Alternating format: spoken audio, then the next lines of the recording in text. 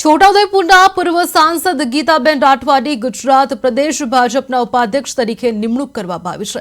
આ નિમણૂક બાદ છોટાઉદેપુર જિલ્લા ભાજપ કાર્યાલય ખાતે તેમનો સન્માન સમારંભ યોજાયો હતો।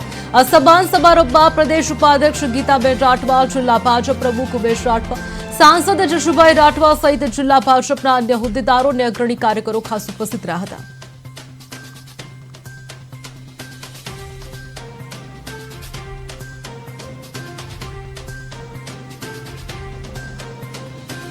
गुजरात प्रदेश भारतीय जनता पार्टी द्वारा मारी उपाध्यक्ष तरीकेनी निमणूक थई छे।